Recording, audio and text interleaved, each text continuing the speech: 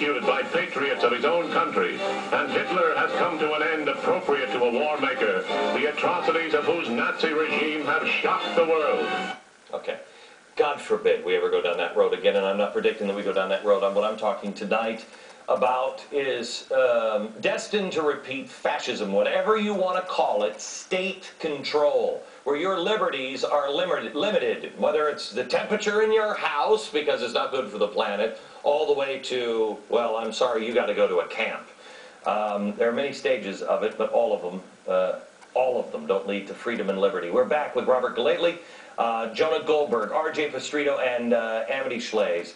Amity, let me start with you, because I want to go to the Depression. I want to talk a little bit about that. But what I want to do is, because we're running up against clock now, is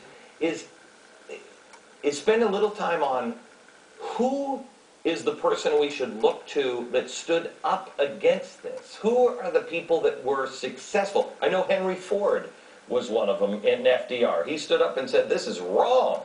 Who else?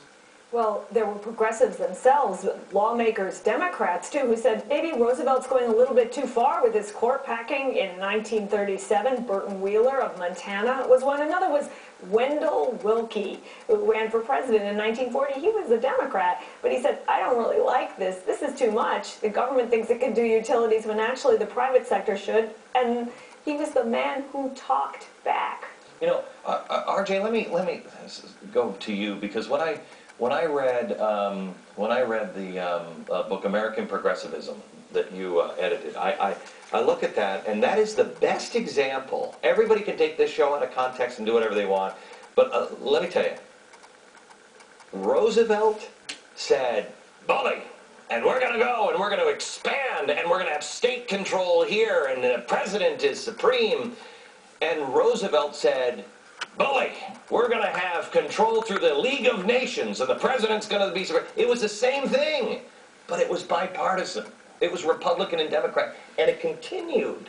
In Roosevelt's cabinet, in Wilson's cabinet, was Roosevelt, right? This is all of them. Yeah, and this has been a long time in the making, Glenn. I mean, that's really seems to me the story about what's going on today. This did not just, right, as you've been showing, this does not just drop on us out of the sky. Politicians of both parties have been spent the better part of the 20th century disregarding the Constitution, shoving the Constitution aside in debates about discrediting it. Yes. And that was intentional in the early 20th century. In fact, if I'm not mistaken, the new historians starting out in Columbia University, the historians that got together and they said, okay, well, how do we look at history? And they intentionally went after and said, you know what? You have to disregard what the Founding Fathers said, because they were white, old, rich men. And that's where it started. That's partly where the term progressive comes from. It's an understanding of history. It was an intellectual movement that they brought over from Germany, where a lot of the progressives were educated. It was the idea that government evolves, and this is, by the way, where we get the idea of the living constitution. Right. That's a term, a concept that comes out of the progressive era. Guys, I could spend a day with you. I appreciate all of your time. I want to thank everybody on the panel. I've got some final thoughts here in a second, but first of all, please read Lenin, Stalin, Hitler. It's by Robert Galately. Read Jonah Goldberg. Get these in your library, please. Jonah Goldberg, his book, Liberal Fascism. Amity Schlaze, author of The Forgotten Man. I read this, I think, 2.5 years ago, and I went, holy cow, look at the parallels. And R.J. Pastrito, author of Woodrow Wilson and the Roots of Modern Liberalism. Now, what would Thomas Paine say about all this stuff going on in the world today? Oh, he's here. Next.